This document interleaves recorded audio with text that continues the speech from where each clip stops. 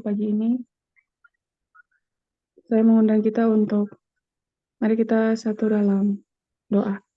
Kita berdoa, Tuhan Yesus, Bapa yang sungguh sangat teramat baik, kami bersyukur untuk setiap ungkapan syukur di pagi ini, dan kami bersyukur ya Tuhan, betapa luar biasa Tuhan Yesus menjaga, memelihara kami, dan terima kasih selalu menuntun kami untuk dapat berkumpul bersama-sama, untuk dapat lebih dekat lagi denganmu, terutama di pagi hari, bahkan di siang hari dan juga di waktu malam hari di tempat kami masing-masing.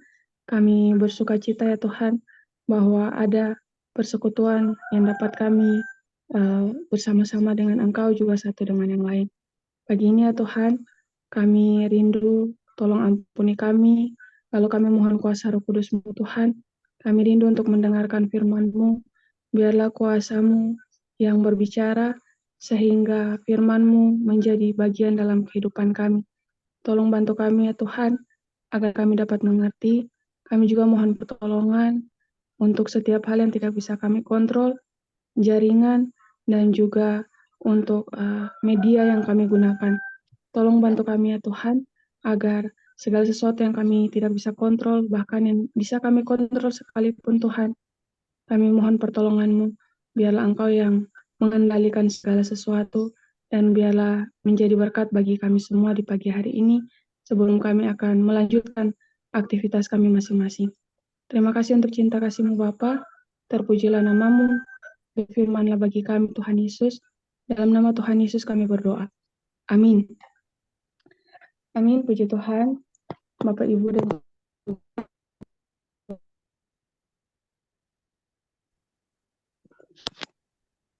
selamat bergabung juga ya buat Kakak Oci, Ibu Oci. Tema besar kita di pagi hari ini dari buku perenungan Yesus nama di atas segala nama, dan di pagi ini yaitu tema besar kita pemenang ilahi. Wahyu 6 ayat 2 berfirman, dan aku melihat sesungguhnya ada seekor kuda putih dan orang yang menungganginya, memegang sebuah panah, dan kepadanya dikaruniakan sebuah mahkota. Lalu ia maju sebagai pemenang untuk merebut kemenangan. Waktunya sudah tiba bagi Kristus untuk naik ke tahta Bapanya. Sebagai seorang pemenang ilahi, ia sudah hampir kembali dengan tanda kemenangan ke istana surga. Sebelum kematian, ia telah menyatakan kepada Bapanya, "Aku telah menyelesaikan pekerjaan yang Engkau berikan kepadaku untuk melakukannya." Yohanes 17 ayat 4. Sesudah kebangkitannya, ia tinggal di dunia beberapa waktu lamanya, agar murid-muridnya dapat menjadi biasa dengan dia dalam tubuhnya yang dibangkitkan dan dipermuliakan itu. Sekarang ia sudah bersedia mengucapkan selamat tinggal. Sebagai tempat kenaikan, Yesus memilih tempat yang seringkali disucikan oleh hadiratnya. Selagi ia tinggal di antara manusia, bukannya Gunung Sion, tempat kota Daud, bukannya Gunung Moria, tempat bait suci yang harus dihormati sedemikian, di sanalah Kristus telah diolok-olok dan ditolak. Di sanalah gelombang kemurahan yang masih kembali dalam pasangan kasih yang lebih kuat. Dari sanalah Yesus yang lebih kuat telah dipukul mundur oleh hati yang sekeras batu karang. Dari sanalah Yesus yang letih dan berat hatinya keluar untuk mencari perhentian di Bukit Zaitun. Dari bukit inilah ia harus naik ke surga. Di atas puncaknya, kakinya akan berpijak bila ia akan datang lagi. Bukannya sebagai seorang yang menderita kesusahan, melainkan sebagai seorang raja yang mulia dan menang. Ia akan berdiri di atas bukit Zaitun, sementara sorak haleluya orang Ibrani bercampur dengan sorak hosana orang kafir, dan suara orang tebusan sebagai bala tentara yang besar akan menyaringkan sorak-sorai. Mahkotailah dia, Tuhan atas segala Tuhan. Ketika tiba di Bukit Zaitun, Yesus menuntun jalan ke puncak yang tidak jauh dari Betania. Disinilah ia berhenti sejenak dan murid-muridnya berhimpun di sekelilingnya. Sinar terang tampaknya memancar dari wajahnya ketika ia memandang dengan penuh kasih sayang kepada mereka. Ia tidak mempersalahkan mereka karena kesalahan dan kegagalan mereka. Perkataan kelemah lembutan yang paling dalam merupakan ucapan terakhir yang jatuh ke telinga mereka dari bibir Tuhan mereka. Dengan tangan yang direntangkan untuk memberkati dan seakan-akan menjamin penjagaannya yang melindungi, naiklah ia perlahan-lahan dari antara mereka, ditarik menuju ke surga oleh kuasa yang lebih kuat daripada suatu penarikan duniawi. Sementara murid-murid masih menengadah ke atas, suara-suara menyapa mereka yang berbunyi bagaikan musik yang paling merdu. Hai orang-orang Galilea, mengapakah kamu berdiri melihat ke langit? Yesus ini yang terangkat ke surga, meninggalkan kamu, akan datang kembali dengan cara yang sama seperti kamu melihat dia naik ke surga. Renungkan lebih dalam. Pernahkah Yesus membawa saya pulang dengan penuh kemenangan ke tempat di mana sebelumnya adalah penderitaan? Amin. Puji Tuhan Bapak Ibu dan sahabat orang muda.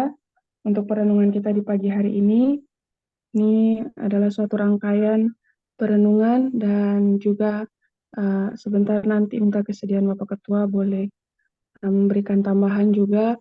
Di pagi ini Bapak Ibu dan sahabat orang muda, kita melihat tema besar kita ada di dalam kitab Wahyu, tapi kembali kita merenungkan kehidupan Tuhan Yesus karena ini saling terkait.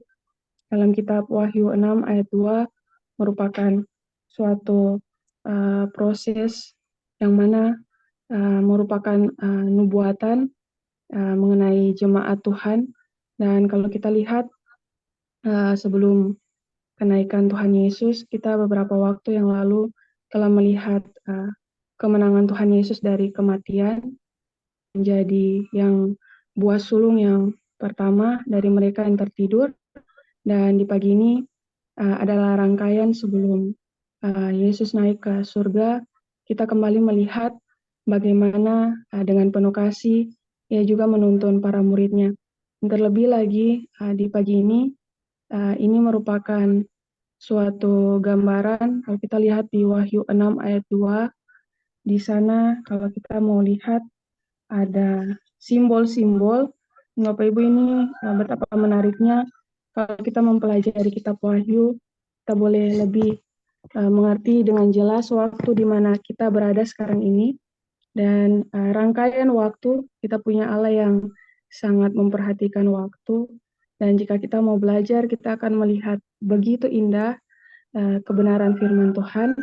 Di pagi ini kita melihat gambaran seekor kuda, kemudian juga ada warna putih. Juga kita melihat bagaimana memegang sebuah panah dan juga dikaruniakan sebuah mahkota. Bapak Ibu dan sahabat orang muda, kalau kita melihat mengenai kuda itu sendiri, dalam semalam saya merenungkan juga perenungan firman Tuhan ini sangat indah sekali. Kalau Bapak Ibu melihat juga betapa indahnya firman Tuhan saling terkait satu dengan yang lain, dan kita tidak perlu mencari simbol-simbol ini di luar karena Alkitab sendiri yang akan menjelaskan mengenai dirinya sendiri, mengenai Alkitab itu sendiri. Dan kita melihat penjelasan mengenai kuda ini ternyata juga sudah dituliskan di Sakaria pasalnya yang pertama, ayatnya yang ke-8. Di sana juga ada penglihatan dari Nabi Sakaria. Kalau Bapak Ibu boleh membuka Alkitab secara pribadi masing-masing di tempatnya. Di sana kalau kita buka bersama-sama dalam Sakaria pasalnya yang pertama, ayatnya yang ke-8. Nah, di sana dijelaskan mengenai penglihatan Sakaria. Di sana ada juga kuda. Jadi tampak seorang menunggang kuda, tapi di sana dijelaskan warnanya merah. Lalu akhirnya di ayat 9, Zakaria bertanya, apakah artinya semuanya itu? Lalu malaikat mencoba menjelaskan kepada dia. Nah, kita lihat kelanjutannya bagaimana di ayat 10 di sana dikatakan bahwa inilah mereka semua yang diutus Tuhan untuk menjelajahi bumi. Jadi kuda melambangkan utusan. Begitu juga kalau kita lihat Bapak Ibu dan sahabat orang muda di Sakaria 6 ayatnya yang Sakaria 6 ayatnya yang keempat. Di sana juga ada rangkaian bagaimana penglihatan juga dari Sakaria. Jadi ini saling terhubung satu dengan yang lain. Sakaria mengalami penglihatan di Sakaria 6 ayatnya yang keempat. Kemudian di sana juga ditanyakan bahwa apakah arti dari semuanya itu. Nah, ini kalau kuda di pagi ini kita boleh belajar adalah lambang dari utusan Tuhan, para umat-umat Tuhan yang menjadi utusan Tuhan. Dan kalau kita lihat lambang putih di pagi hari ini, lambang putih menandakan mengenai kesucian. Dari Bapak Ibu dan sahabat orang muda, kenapa dilambangkan kesucian? Ada beberapa ayat yang menjelaskan. Namun kalau ayat yang sangat kita kenal, Yesaya 1 ayat 18, sekalipun dosamu merah seperti kemisi, akan dibasuh putih seperti salju. Jadi kesucian putih, warna putih menggambarkan mengenai kesucian. Ini menggambarkan bagaimana umat-umat Tuhan mewartakan Injil kebenaran dengan penuh kesucian dan juga Injilnya masih sangat murni. Nah, Bapak Ibu dan sahabat orang muda, kalau kita lihat dari rangkaian waktu, kemurnian ini berada di jemaat mula-mula, jemaat Efesus. Kalau Bapak Ibu pelajari bersama di kitab Wahyu pasalnya yang kedua, di sana ada gambaran mengenai jemaat Efesus, jemaat mula-mula, yang mana sebelum kenaikan, setelah kenaikan Tuhan Yesus, jemaat inilah yang mewartakan firman Tuhan dengan kemurnian, dengan kesucian. Jadi belum ada campuran dengan pembauran dengan firman, dengan juga hal-hal yang lain, sehingga kita boleh melihat bagaimana betapa indahnya firman Tuhan saling keterkaitan satu dengan yang lain. Dari masa kitab Sakaria ditulis sampai kitab Wahyu ditulis, saling keterkaitan satu dengan yang lain. Dan masih banyak sekali keindahan firman Tuhan yang dapat kita pelajari bersama Bapak Ibu dan sahabat orang muda. Di sini juga kita melihat bagaimana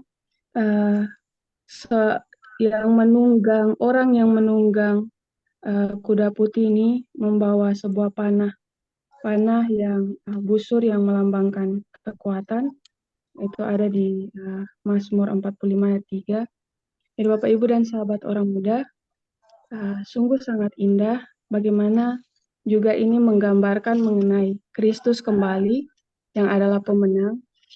Dia yang membukakan jalan sehingga akhirnya para umatnya juga dituntun untuk mewartakan kemenangan-kemenangan yang Kristus sudah lakukan. Namun sayangnya kalau kita lihat di Wahyu 2 bagaimana jemaat mula-mula mereka menderita karena nama Tuhan. Wahyu 2 ayat 1 sampai ayatnya yang ke-7, Bapak Ibu boleh baca di sana. Hanya sayangnya kalau di ayat 4 diberikan amaran bahwa perlahan-lahan mereka mulai meninggalkan kasih yang semula. Jadi sangat disayangkan jika kita memiliki Tuhan Yesus yang memberikan kemenangan, namun perlahan-lahan kasih yang mula-mula itu ditinggalkan. Jadi gereja yang penuh dengan kebenaran firman, tapi sayangnya kasihnya semakin berkurang.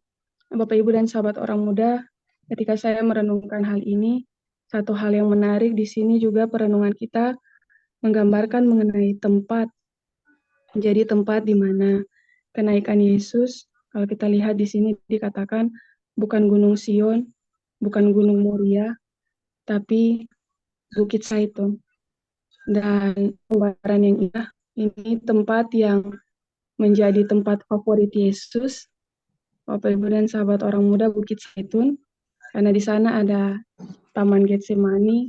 Di sana juga walaupun lumayan jauh, tapi Yesus dapat melihat dengan jelas bait suci, dan kemudian di tempat inilah Yesus memandang Yerusalem dengan begitu jelas, tempat terbaik juga untuk memahami suatu geografi dari Yerusalem, tempat yang mana Yesus rindu untuk menyatakan kebenaran itu dengan jelas, dan umat-umatnya di tempat itu yang harusnya menerima kebenaran melebihi daripada orang lain, menolak Tuhan Yesus itu sendiri.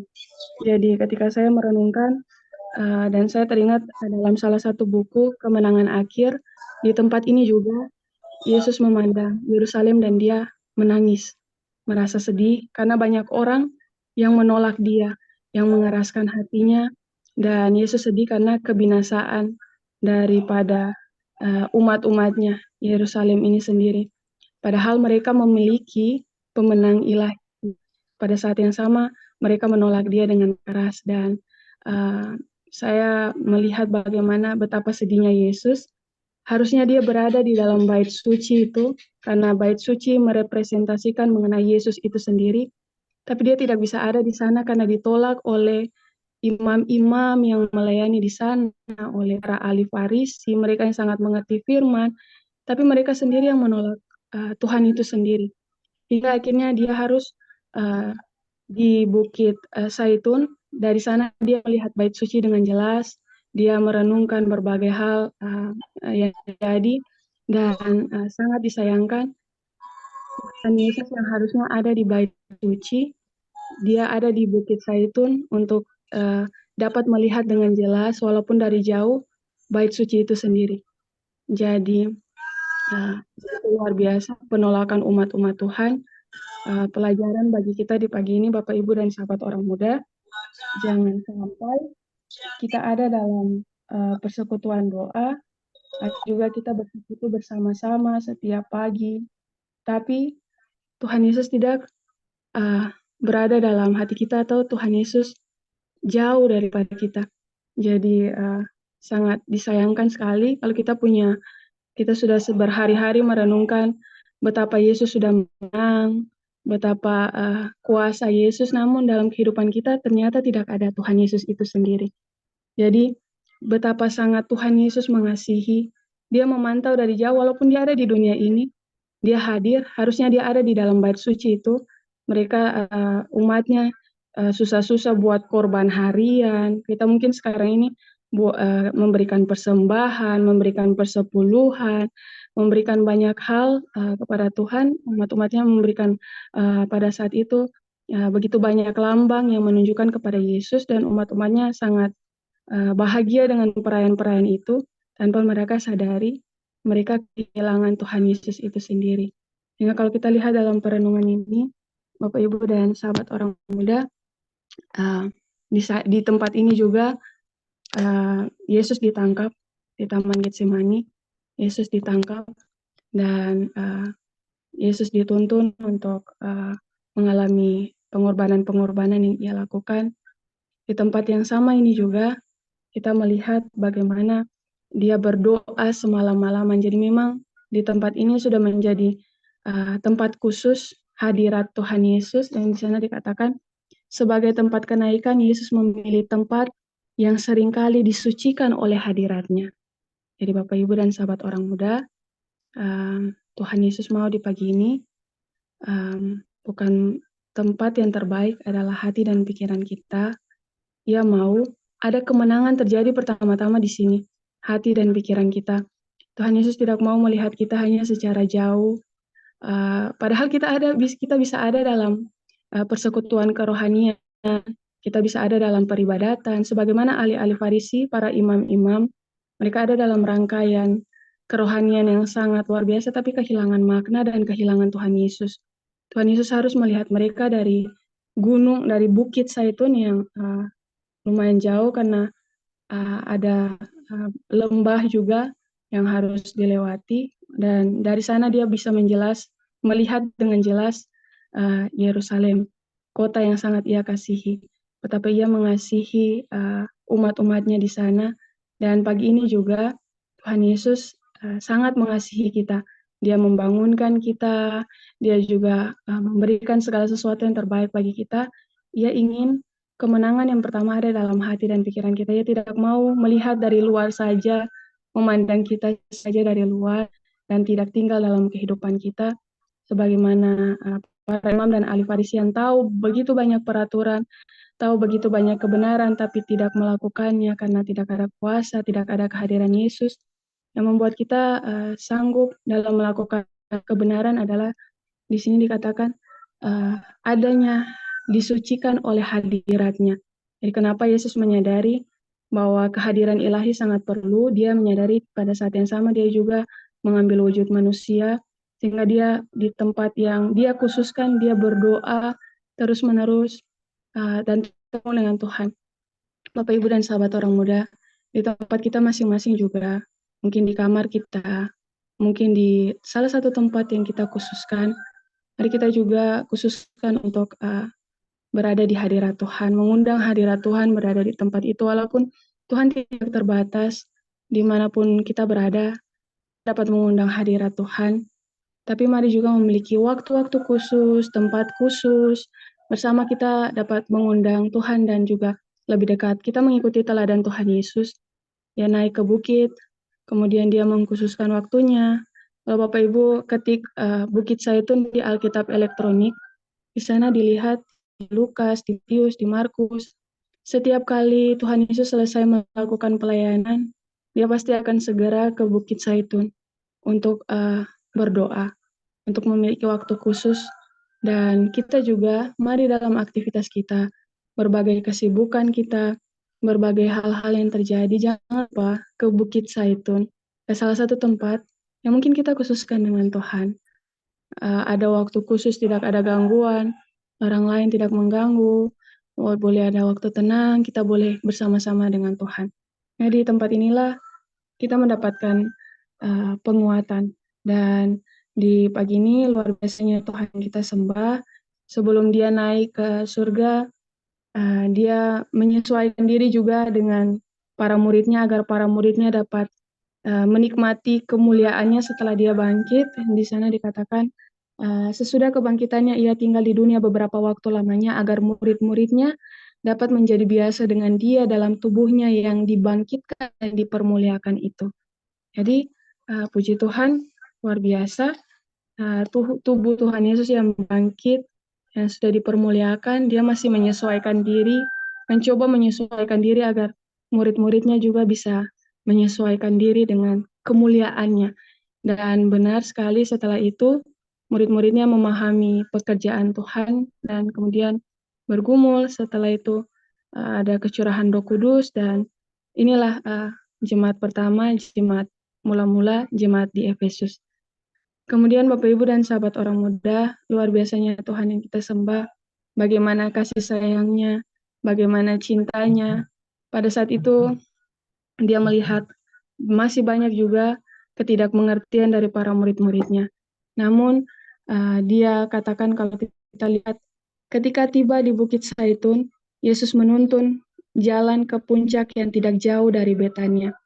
Disinilah ia berhenti sejenak dan murid-murid berhimpun di sekelilingnya. Sinar terang tampaknya memancar dari wajahnya ketika ia memandang dengan penuh kasih sayang kepada mereka. Ia tidak mempersalahkan mereka karena kesalahan dan kegagalan mereka. Perkataan kelemah lembutan yang paling dalam merupakan ucapan terakhir yang jatuh ke telinga mereka dari bibir Tuhan mereka. Dengan tangan yang direntangkan untuk memberkati dan seakan-akan menjamin penjagaannya, melindungi, naiklah ia perlahan-lahan dari antara mereka. Puji Tuhan, Bapak Ibu dan sahabat orang muda, kita membayangkan bagaimana Tuhan Yesus yang harus meninggalkan murid-muridnya, dia yang sangat mengasihi mereka, pada saat yang sama dia harus meninggalkan. Kemudian dia memberikan ucapan berkat, menjamin penjagaan, bahkan bukan hanya murid-muridnya pada saat itu, kita yang menyatakan diri muridnya juga sekarang, Tuhan Yesus juga melakukan hal yang sama, karena Tuhan juga melihat akan ada berbagai penderitaan yang terjadi kepada murid-muridnya. Setelah itu, dia dapat melihat lebih jauh, sehingga dalam tubuh manusianya yang kalau dia harus melanjutkan pelayanannya, karena setelah Tuhan Yesus naik ke surga, masih ada pelayanan lanjutan. Jadi dia masih dalam tubuh manusia. Kalau manusia terdiri dari roh dan juga harus ada badan, baru ada kehidupan. Sehingga ia memberikan Roh Kudus bagi umat-umatnya. Roh Kudus sebagai manifestasi kuasa Allah yang dapat berada di mana saja, menjadi penghiburan, dan luar biasa Tuhan yang kita sembah.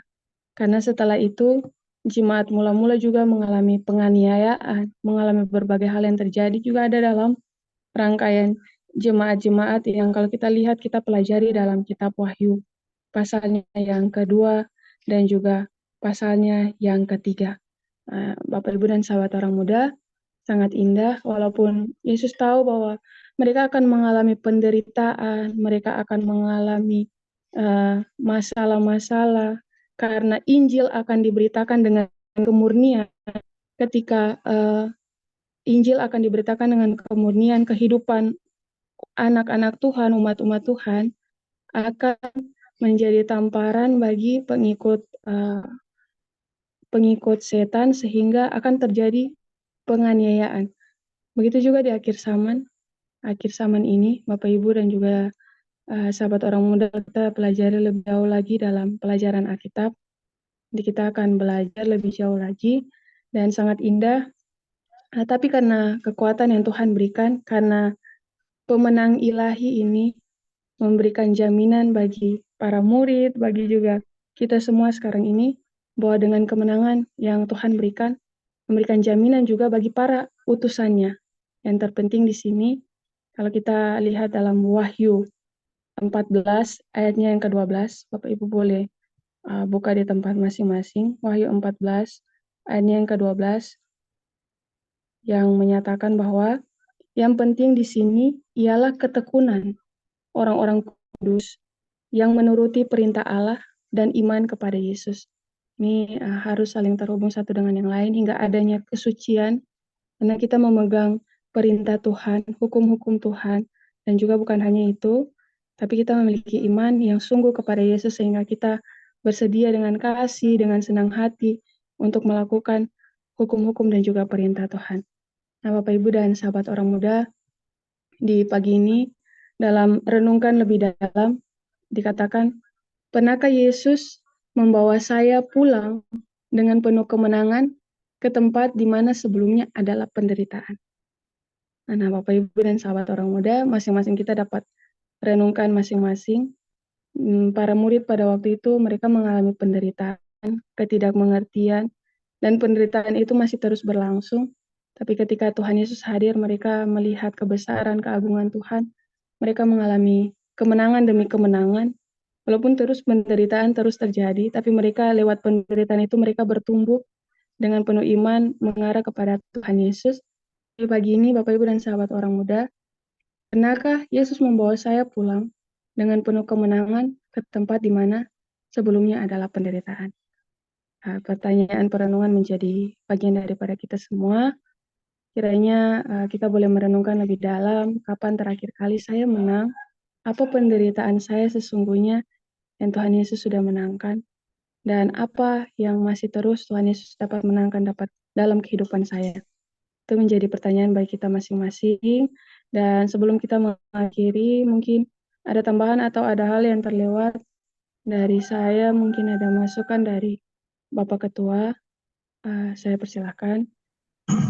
Baik, terima kasih Mira. Saya mungkin tambahkan, mari kita boleh baca 2 Timotius 4 ayat 7, pernyataan dari Rasul Paulus tentang pemenang. 2 Timotius 4 ayat 7 mengatakan, aku telah mengakhiri pertandingan yang baik, aku telah mencapai garis akhir, dan aku telah memelihara iman. Jadi memelihara iman itulah bagian dari pemenang. Saat kita, Yesus disebut pemenang tetapi mati di kayu salib. Untuk ukuran manusia itu berarti kalah total. Tetapi apa yang Yesus nyatakan, dia boleh mewujudkan teladan imannya untuk boleh hidup kudus di hadapan Tuhan, untuk boleh hidup sabar di hadapan Tuhan. Maka tadi di dalam perenungan, pernahkah Yesus membawa saya pulang dengan penuh kemenangan ke tempat di mana sebelumnya ada penderitaan? Saya mengambil contoh seperti ini. Saat pagi ini hati kita masih dipenuhi kepahitan hidup dengan kebencian dengan orang, mungkin siapa saudara boleh sebut namanya dalam hati saudara. Dan saudara semua boleh melepaskan roh pengampunan untuk dia pagi ini. Itulah kemenangan yang Yesus ajarkan. Bahwa kita boleh melepas kepahitan hidup kita. Kemenangan bukan saudara boleh mungkin kita akan merasa hebat saat kita boleh melayani, mengusir setan dalam nama Yesus, melakukan hal mujizat-mujizat. Tapi ingat, itu bukanlah suatu kemenangan yang Yesus inginkan. Karena bisa saja kalau kita baca Matius 7 ayat 23, saat Yesus berterus terang kepada kita yang telah melakukan itu dan kemudian Yesus katakan, aku tidak mengenal engkau, itu sangat menyakitkan. Kemenangan yang terutama yaitu saat saudara dan saya boleh tetap menggenggam erat iman dan kemudian menambahkan dalam hidup ini, yaitu apa? Tadi buah roh yang harus kita miliki. Kasih, sukacita, damai sejahtera, kesabaran, kemurahan. Itu saat tumbuh di dalam hidup kita, itulah yang disebut sebagai kemenangan. Mungkin kita akan ditindas, ya, mungkin kita akan dilecehkan. Tetapi iman kita yang boleh mengatakan dalam Filipi 4 ayat 7 dan mengakuinya, damai sejahtera Allah yang melampaui segala akal akan memelihara hati dan pikiranmu dalam Kristus Yesus. Ya. Damai sejahtera Allah itu luar biasa. Saat kita boleh imani, kita pun akan disebut sebagai pemenang. Yang menyebut pemenang siapa? Yesus, bukan orang lain. Yang menyebut kita sebagai pemenang, keluar sebagai pemenang, sebagaimana Yesus adalah pemenang ilahi, yang menstempel kita, yang menyatakan kita pemenang, bukan orang lain, bukan diri kita, tetapi Yesus. Dia yang menjadi barometer, dia yang menjadi indikator, dia yang menjadi patron, dia yang menjadi dasar bahwa kita akan disebut pemenang. Jadi pagi ini, mari kita boleh merasakan bagaimana Yesus membawa saya pulang dengan penuh kemenangan saat kita boleh melepaskan kepahitan hidup.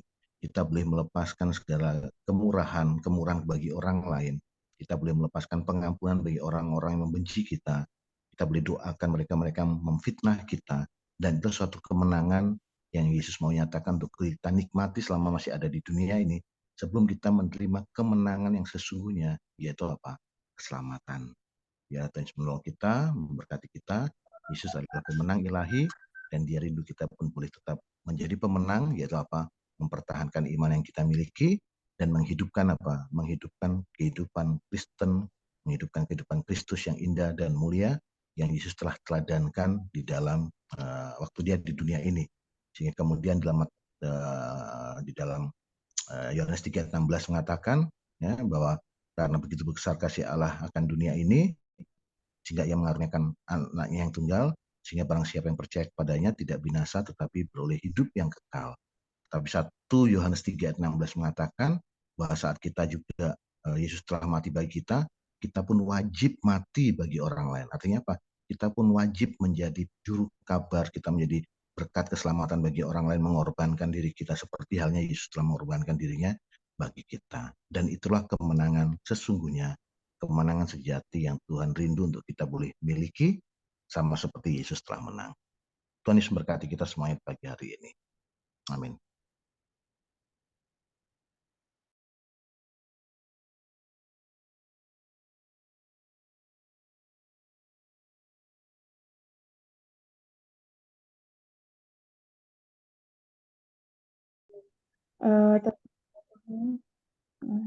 Jaringannya. Terpujilah Tuhan untuk perenungan di pagi ini. Puji Tuhan untuk pemenang ilahi, Tuhan Yesus memberikan teladan bagi kita dalam penderitaannya, betapa hatinya yang penuh kasih, betapa kemenangan-kemenangan dalam hidupnya menjadi jaminan juga untuk kita bersama-sama dapat menang. Untuk itu di pagi ini Bapak Ibu dan sahabat orang muda, mari dalam pergumulan kita berdoa bersama, memohon agar ada kemenangan-kemenangan dari kepahitan hidup, dari juga karakter dan tabiat kita yang mungkin kita terus gumuli, atau juga ada hal-hal yang terus kita gumuli, kita memohon pertolongan Tuhan dan berdoa bersama agar kemenangan dapat terus terjadi setiap hari dalam hidup kita. Dan di pagi ini, puji Tuhan, kita akan ada dalam doa bersama. Sebelum kita berdoa, mungkin ada usulan doa dari Bapak Ibu dan sahabat orang muda, boleh dikirimkan via chat, atau ada usulan doa yang mau disampaikan secara langsung juga, saya persilahkan. Ya, selamat pagi Kakak Mira, selamat pagi semua. Tolong doa Selamat pagi, hari ini akan mengikuti Olimpiade Kimia, semoga dia bisa berhasil sama Tuhan yang dimuliakan. Adik Chelsea ya, Mama Ita? Iya. Ikut Olimpiade apa, Mama Ita? Kimia. Kimia? Iya. Oh, puji Tuhan. Baik, puji Tuhan. Semua Mama Ita keadaannya sudah pulih. Syukur puji Tuhan. Masih dalam kontrol dokter lagi.